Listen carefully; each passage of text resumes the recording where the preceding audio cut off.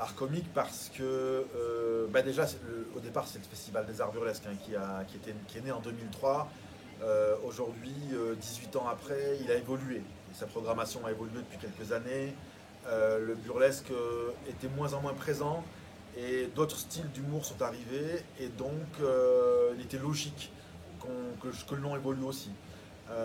Art parce que l'humour est un ingrédient du théâtre, qu'on soit clair, donc c'est de l'art, le théâtre, c'est du spectacle vivant. Et comique, ça englobe tout justement, ça englobe le seul en scène, le burlesque, le one man, plein de choses, quoi, tu vois, le vaudeville. Donc c'est pour ça qu'on a voulu appeler cela festival Art Comique Festival. Et d'ailleurs je trouve que c'est court, c'est punchy et c'est ce qu'il fallait, je pense.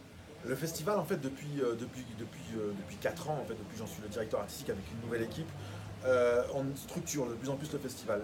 Depuis 2 ans, on travaille beaucoup sur le tremplin, sur l'accompagnement donc, de ces amateurs. Voilà, l'idée c'est de les accompagner un peu plus loin. Et donc il était logique qu'on travaille avec le Centre dramatique national, la Comédie de Saint-Étienne, qui eux ont un potentiel énorme pour l'accompagnement, ils ont l'école.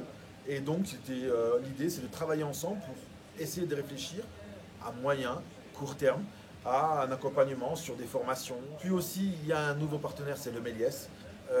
Aujourd'hui, l'idée, c'est aussi de proposer de nouvelles choses, d'innover. Donc, on a un lien très fort avec l'équipe de Jupiter de France Inter. Donc, l'idée, c'était de faire quelque chose avec Thomas Croisière, le chroniqueur cinéma d'Inter. Et il va justement tenter une création d'un spectacle cinéma. C'est original, c'est à Saint-Étienne que ça se fera. Voilà donc pour les deux partenaires locaux, je dirais. Et puis, il y a le partenariat national, puisque depuis un an, on travaille avec France Télévisions. Michel Fil, le directeur du pôle culture à France TV, est venu l'annoncer lors de la conférence de presse. France TV apporte encore un peu plus cette année, puisqu'il a été décidé de capter la soirée d'ouverture, dont je vous parlerai justement après. La soirée d'ouverture, elle sera diffusée en deuxième partie de soirée sur France 2. Deux grands spectacles, la soirée d'ouverture, exceptionnelle.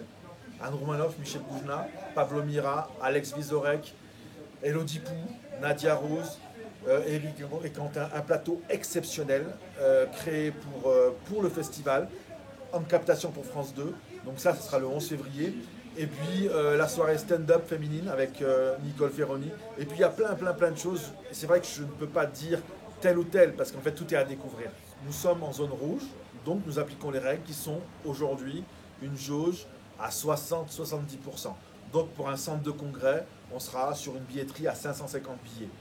Et si on est en zone verte, on vendra la totalité de la jauge.